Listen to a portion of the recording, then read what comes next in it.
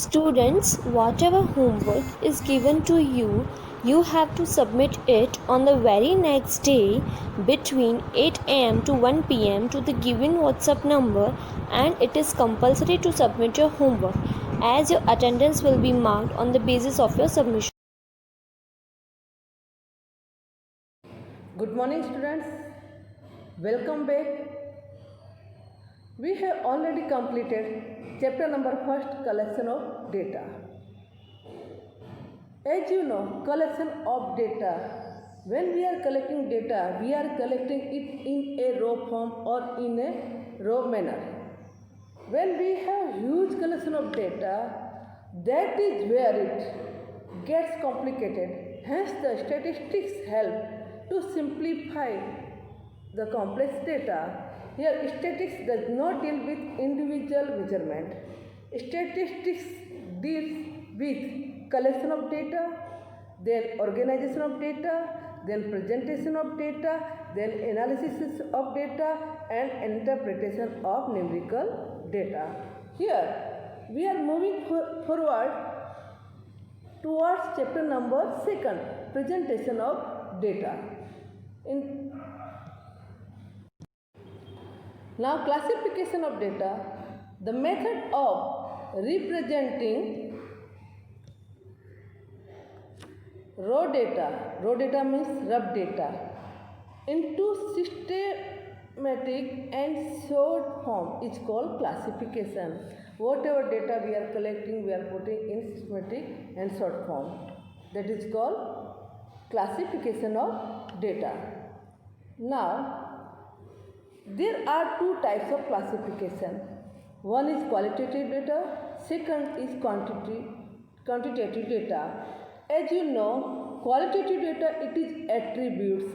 If the characteristics expressed in non-numerical form, then it is called qualitative data. As example, education, hair color, then any description we are putting in this, that is called qualitative data. Quantitative data, there are two types of quantitative data, discrete variable and continuous variable. As you know, quantitative data, here if the characteristics expressed in numerical manner, then it is called quantitative data. As example, monthly income of families, weight, height, age, BME, blood pressure, we are measuring in this data. Now, discrete data. Discrete variable can take only certain values. Its value changes only by finite jumps. It jumps from one value to another but does not take any intermediate value between them. Now, what is discrete variable? Means independent value. As example, 48, 50, 90, this should be called independent variable or independent value of discrete variable. And here, value of numerical data is small. If it is large, then we go for continuous variable.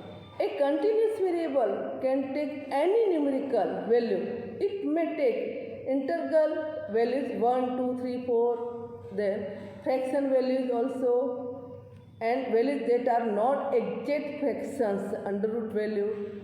It is called continuous variable. Here I have given in systematic form statistical information, quantitative data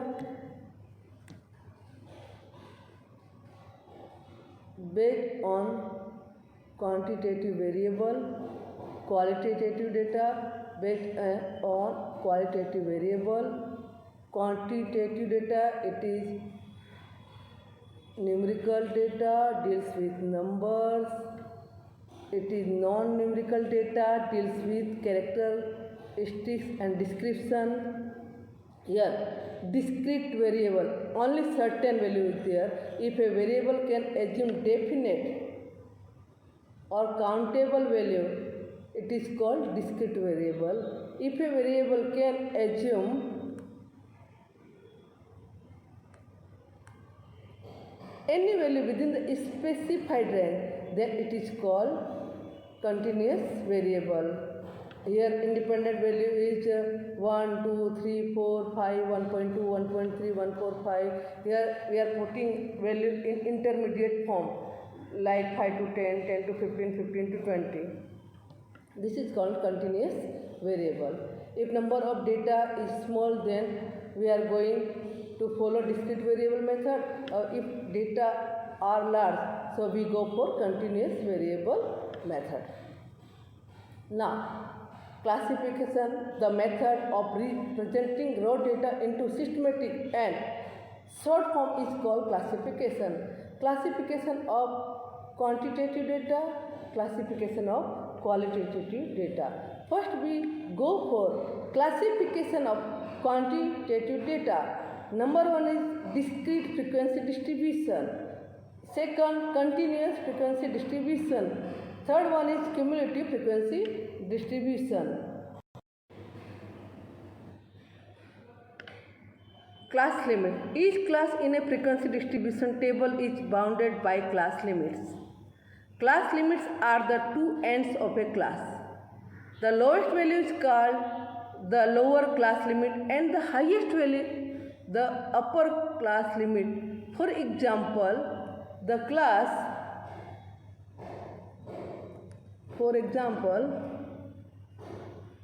class limits for the class 60 and 70.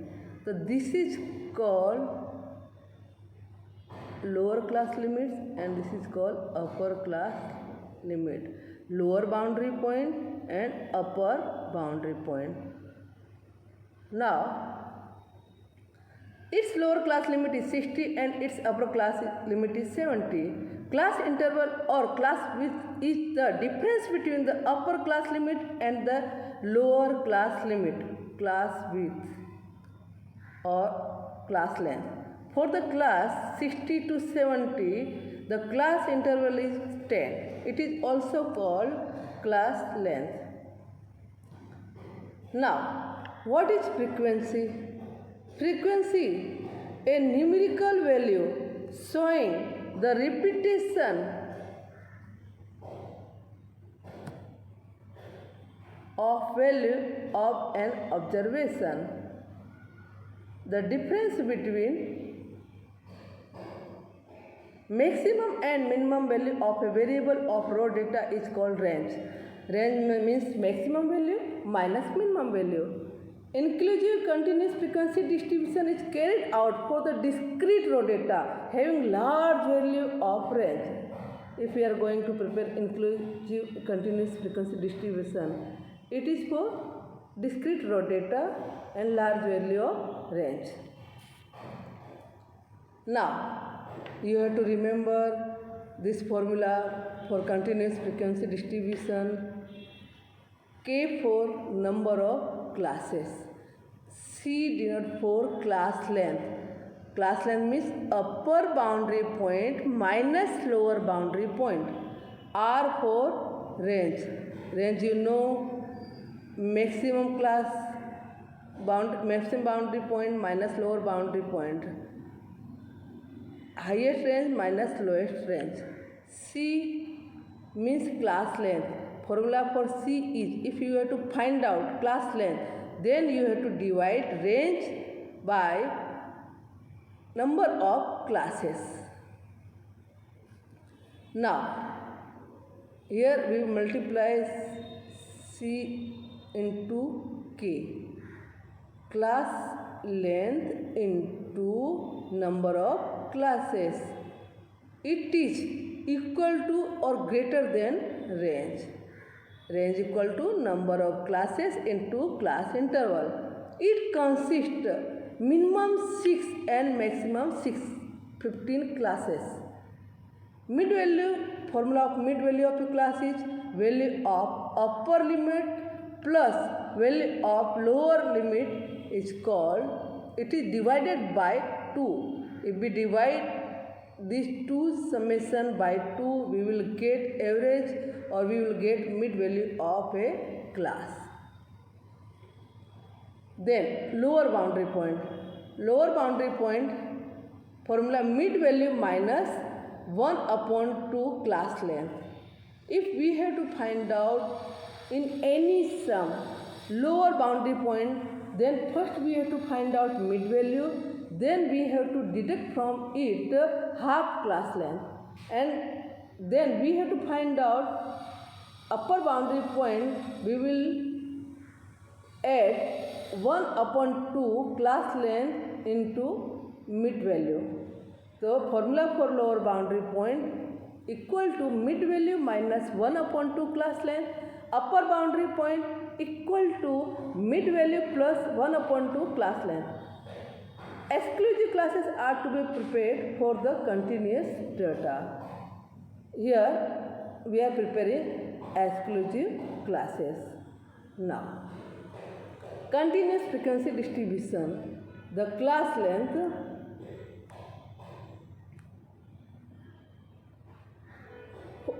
for the different classes are equal, then it is called continuous frequency distribution with equal class length. Class length equal होगी, then we will say it is a distribution of equal class length. If the class length of different classes different, then it is called frequency distribution with unequal class length. Suppose difference would be 5, 10, 7, then it would be called distribution with unequal class length. Continuous frequency distribution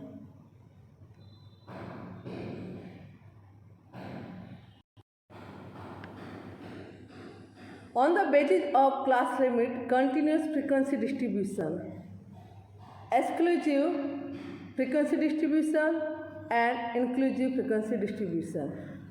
In inclusive frequency distribution, upper limit of any class and the lower limit of its succeeding classes are same. Example I have given here 25 to 30. Then this 30 is same in next class.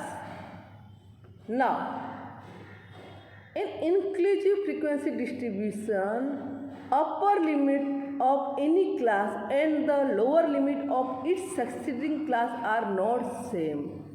Example, here 30 to 35 is given. So then we will start next distribution from 36. So here 35 and 36 both are not same. That is called inclusive frequency distribution. This is suitable for continuous row data and it is suitable for discrete row data. Now,